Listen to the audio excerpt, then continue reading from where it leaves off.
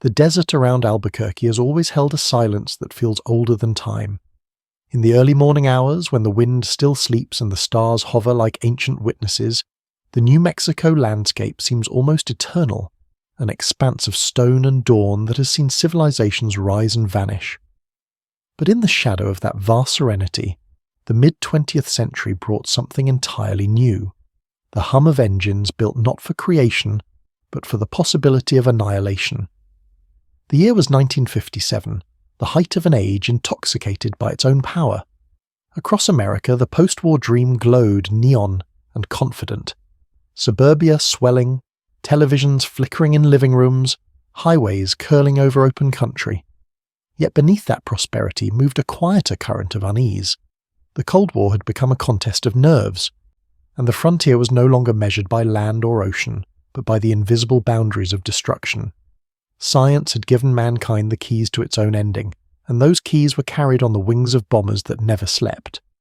High above the desert, at altitudes where the breath thins and the horizon bends like glass, flew a squadron born from that paradox, machines built to protect life by threatening it beyond comprehension.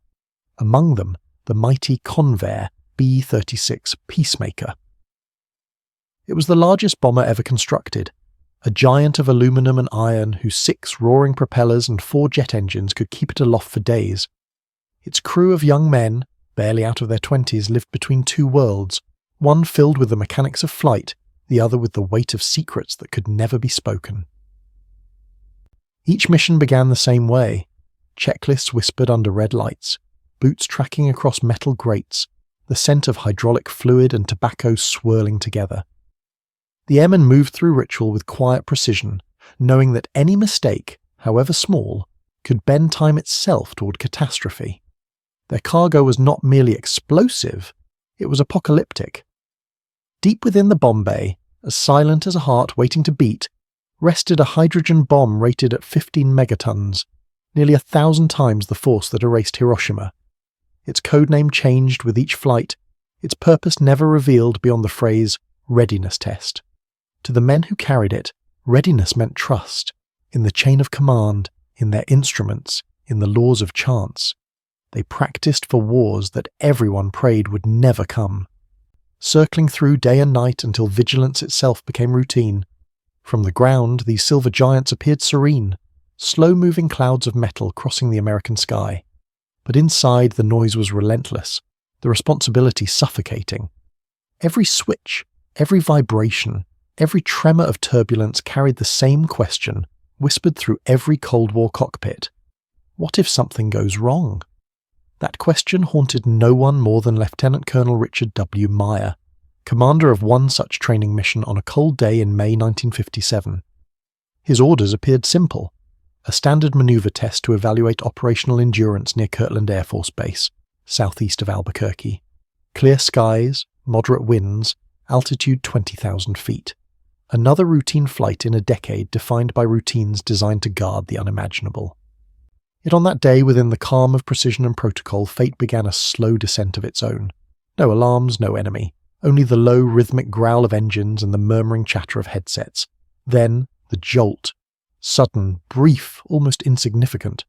A vibration through the aircraft's frame, followed by a warning light flickering amber on the console. The crew moved instantly into procedure, voices steady but hearts tightening. At one point the bay doors trembled. A latch, rarely questioned, slipped open, and beneath them, somewhere over the sand-coloured hills north of Albuquerque, silence waited for a reason to awaken. On the ground, families prepared for dinner. Children chased each other along dusty roads that led nowhere but home. The desert wind picked up, carrying scents of mesquite and gasoline. Overhead, unseen through the blazing sun, the massive bomber's silhouette drifted wide, steady, patient. It was a moment so ordinary it could have vanished into history unnoticed, if not for what hung inside its hollow belly. Inside that aircraft was power so vast it could have wiped the city from existence, carved a crater miles wide, turned the air itself into light. Yet in that moment, nobody knew how close they stood to the edge of the unthinkable. For in warfare, as in life, disaster rarely arrives with a fanfare. It comes quietly, disguised as routine, answering no warning but accident's cruel simplicity. The men aboard the B-36 did not think of death in alarms or explosions. They thought in checklists, in seconds, in the mathematics of weight and altitude. But as the flight continued, the balance between gravity and grace, between control and chaos, began to slip. Somewhere below, the desert waited in patient silence, as if holding its breath. Today, the road from Albuquerque to Kirtland looks peaceful. Traffic hums, children play beneath an open sky that remembers everything. Few who pass realize that one afternoon, within that tranquil landscape, a 15-megaton hydrogen bomb fell toward Earth. Not in war, not in malice, but by human hands trying simply to follow procedure. And though the bomb did not detonate, its fall changed the meaning of safety forever. Because that day, the shadow of annihilation came not from an enemy, but from ourselves. From the thin thread separating science from surrender and duty from disaster. The world would not know the full story for years. Even the witnesses struggled to comprehend how close they had stood to erasing an entire city without intent. But for those who were there, the memory remained like an echo, half shame, half awe, a reminder that progress and peril often share the same wings. And so, from the serenely deadly silence above New Mexico's desert, began a story that few believed could ever happen on American soil. A story of chance, error, and the breathtaking fragility beneath the most powerful machine mankind had ever built. Yet what fell that day was more than a weapon. It was a warning that the instruments we build to protect us can, in one heartbeat, turn the sky itself against us. But that was only the beginning. The B-36 had been airborne for nearly 3 hours when the accident began to take shape. Its immense frame, shimmering in the noonday glare, crossed the New Mexico desert like a drifting moon. Inside, the crew worked through the steady rhythm of their checklist. Altitude checks, engine pressures, communication logs. The atmosphere was all routine, the kind of calm only long repetition can build. No one aboard expected history to fold itself over them. At exactly 1:42 p.m., a light on the control panel flickered. It was faint, an amber hint that one of the bomb bay's mechanical locks had not properly seated. Lieutenant Jim Burton, the aircraft's bombardier, bent to inspect the indicator. Below him rested the Mark 17 hydrogen bomb, an immaculate shape of steel and geometry resting on its cradle like a dormant god. The men who handled it did so with the same reverence one gives a sleeping lion, trusting procedure, fearing the unknown. The Mark 17 was the largest nuclear weapon ever built by the United States. 60 tons with casing and chute, it stretched almost 9 meters long, its power measured not in tons, but in the vocabulary of extinction. 15 megatons, an energy so monstrous that no human imagination could visualize it without deceit. What the pilots carried was not a bomb in the traditional sense. It was, as one Air Force technician once said, a man-made sun waiting for ignition. The flight plan called for a training drop simulation, approach pattern into Kirtland Air Force Base, then a low pass toward a designated target zone southwest of the runway. The crew practiced such drills weekly, their movements clock perfect. Forward, secure, test the shackle release, confirm the safety pins, verify locking arms. But deep inside the bomb bay, time, vibration, and physics played their quiet trick. One coupling, no larger than a paperclip, slipped from its seat, loosening under the persistent tremor of flight. When the plane banked westward into its entry path, that defect became destiny. Sudden weight shifted. The harness groaned once. Then, an immense metallic crack reverberated through the hull. For a moment no one moved. Even the engines seemed to hesitate. Through the intercom came Burton's stunned voice. "Bomb bay separation!" In the cockpit, Meyer's instincts took command. He banked hard, fearing collision, his eyes catching a glimpse through the rear observation window. There, tumbling slowly outward, was something too large, too heavy, too final to comprehend. The Mark 17 had broken free. It fell not like a stone, but like a slow revolution of fate, arcing, spinning, twisting through the thin air toward the yellow earth below. The crew could only watch, helpless, as gravity reclaimed the closest thing humanity had to godhood. A flare of dust rose in the distance, A concussion wave struck the bomber seconds later, rattling its bones. Then, silence. The bomb had struck roughly 4 miles southeast of the Kirtland runway. The world had just survived by a margin smaller than breath. But that miracle was not instantaneous. In the first moment after impact, no one aboard knew what had happened. They saw only a rising pillar of earth, then a white flash, non-nuclear, mercifully, yet violent enough to send shockwaves across the low hills. The detonation that followed was the conventional portion of the bomb's payload, plastic explosives designed to trigger the nuclear core. The chain reaction had not followed. But the force was still enormous. A crater yawning 25 feet deep tore into the desert. Metal fragments the size of engines were flung hundreds of yards. Every nearby house's window shattered. It was as though the desert itself had taken a deep, ragged breath. On the ground, confusion reigned. Residents of the North Valley area felt the shock. First a vibration, then a rolling boom that rattled dishes from shelves. Some ran outside, thinking an earthquake had struck. Others believed one of the city's ammunition depots had exploded. For a few terrifying minutes, the people of Albuquerque looked skyward, expecting the glare of an approaching war. Civil defense sirens remained silent. There was no protocol for this kind of accident. Above, the B-36 circled once, its crew stunned into wordless disbelief. They had lost the most destructive weapon ever assembled, and by consequence of physics and fate survived what might have been the greatest single-city disaster in American history.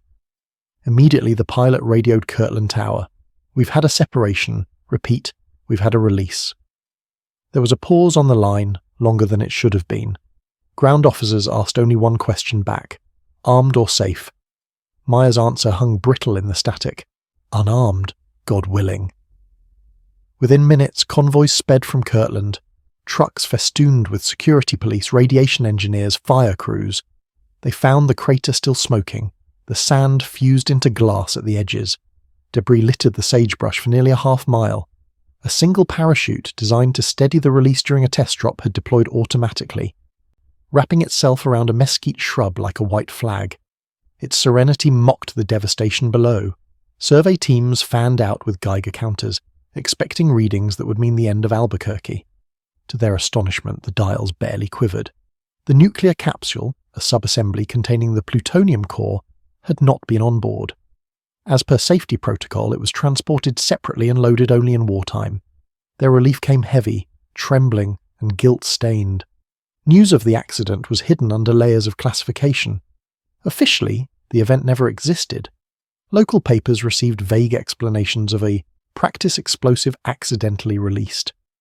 Reporters who pressed for detail found military spokesmen courteous but unyielding. The Cold War learned early how to erase its own near tragedies.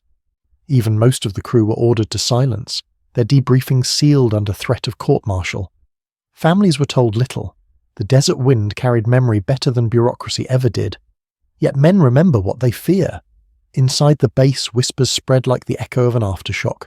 How the bomb had nearly armed itself after impact, how the safety pins had sheared clean, how one more second of freefall might have transformed the landscape into ash.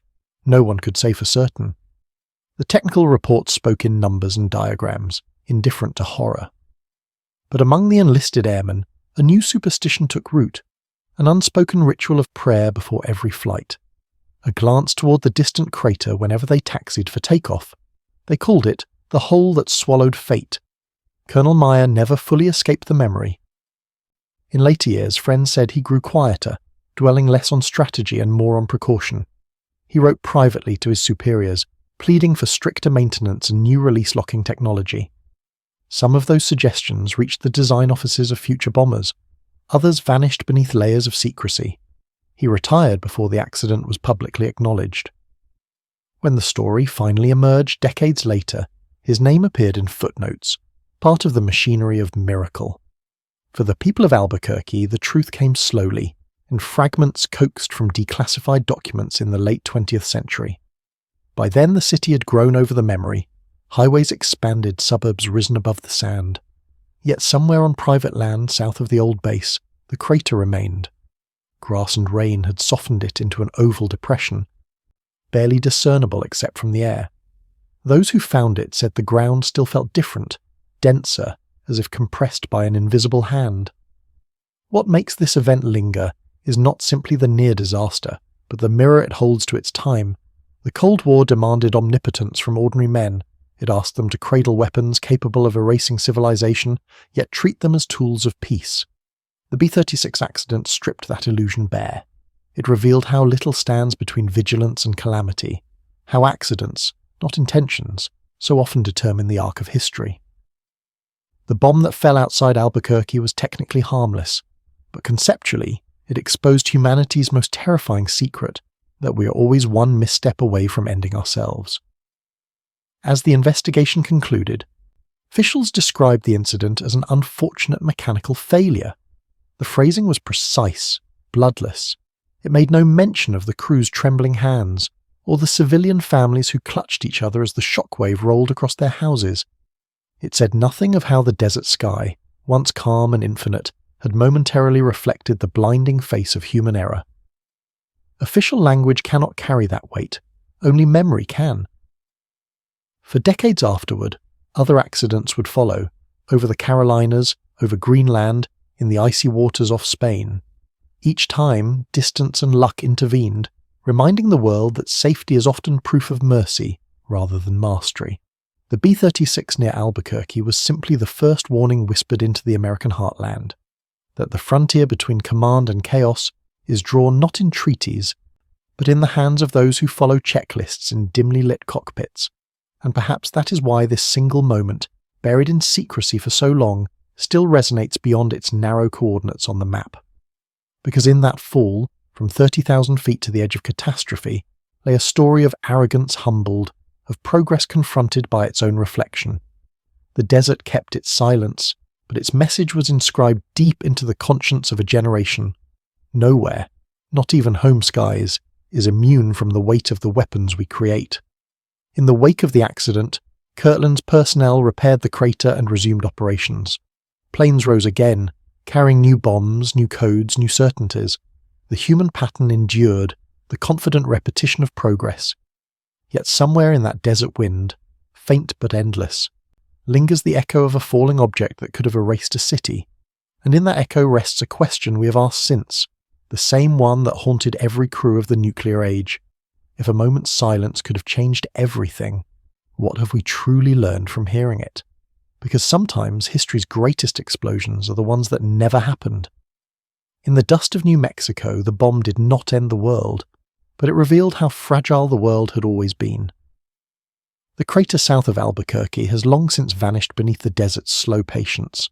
Rainwater pooled there for years after the blast, then evaporated as if time itself were refusing to preserve the memory.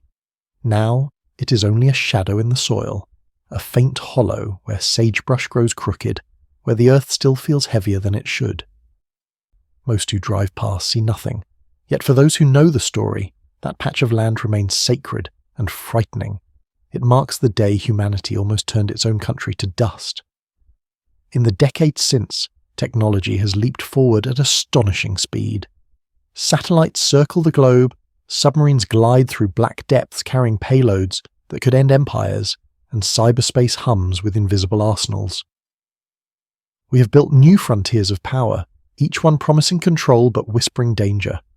And while the hardware of destruction grows sleeker, quieter, more precise, the lesson of that fallen Mark 17 lies buried in the sand, a quiet warning wrapped in the hum of the atomic age. When the reports were finally declassified, historians marveled at how close catastrophe had come and how little had changed. The world had survived by accident, not by foresight. It was not strategy that spared Albuquerque. It was a broken circuit, a missing core, the indifferent mercy of chance. In that truth lies the deepest tremor of the story.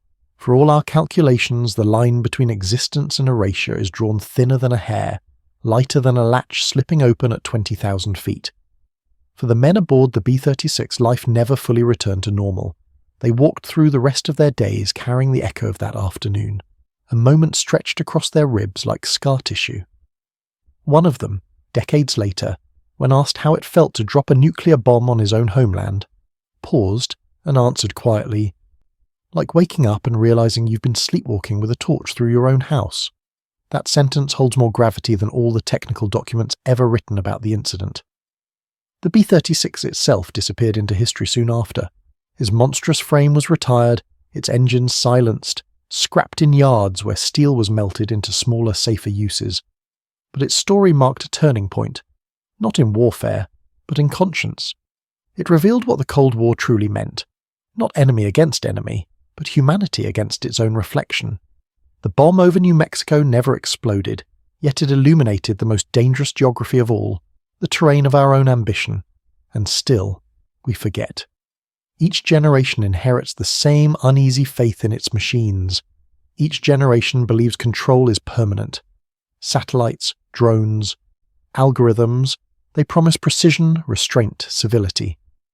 But the desert outside Albuquerque reminds us that perfection is an illusion. A single spring trembling loose, a misread signal, a distracted hand, and all calculations return to dust.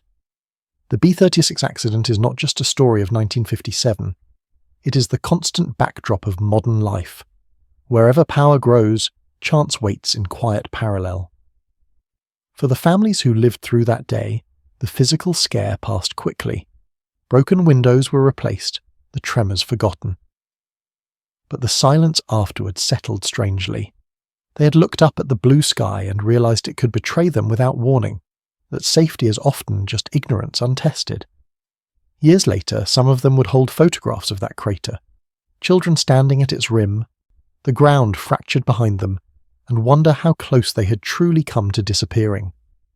Perhaps that is what makes the story endure. It resists finality. We cannot file it among disasters, because technically there was no disaster. Nothing burned beyond repair. No one died. Yet it remains one of the purest symbols of how fragile power can be when stripped of wisdom. It asks a question that science alone cannot answer. What is the measure of human responsibility when knowledge outruns humility? The answer might be hidden somewhere in that New Mexican wind. For the land where the atomic age began, at Trinity, just 200 miles south, has a memory longer than human lifetimes. It remembers the first blast that turned desert sand into glass. It remembers how men stepped forward from the flash believing they had entered godhood. And then, only 12 years later, it saw another flash, smaller, unintended, rehearsing the same catastrophe by accident.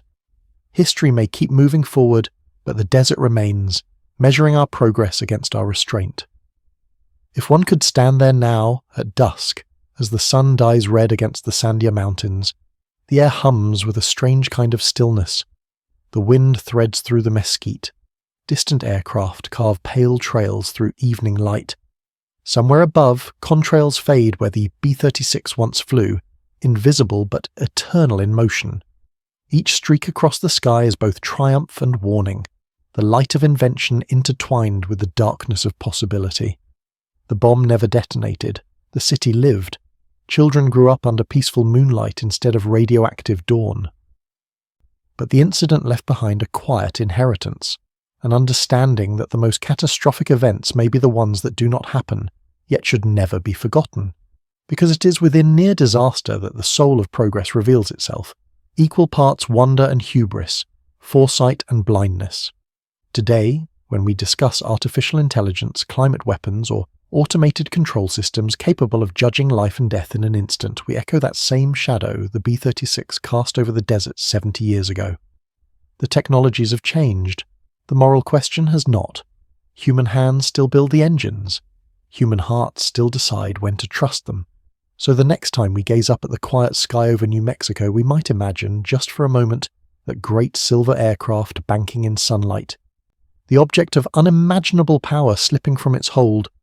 We might hear, somewhere deep within the wind, the breath that caught in a dozen throats as the bomb fell, and then we might feel gratitude for the chance that saved a city, and humility for the fragility that continues to govern our lives. Because whether in 1957 or now, the truth remains unchanged. Every civilization floats above its own abyss, kept aloft by faith in its precision and mercy in its luck. Time has softened the crater and blurred the fear, but certain echoes cannot fade. They whisper in the silence between storms, reminding us that our genius is rivaled only by our capacity for error. and that survival, more often than not, is grace disguised as fortune. The B-36 did not destroy Albuquerque.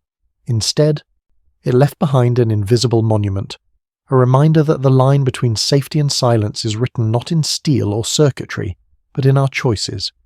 And so the desert continues its watch, the wind carrying the same ancient sound, a low, endless murmur, like the heartbeat of a world that almost stopped. Time may have buried the scar, but the memory endures. The bomb never exploded, yet its silence still echoes, teaching us how close light can come to becoming fire.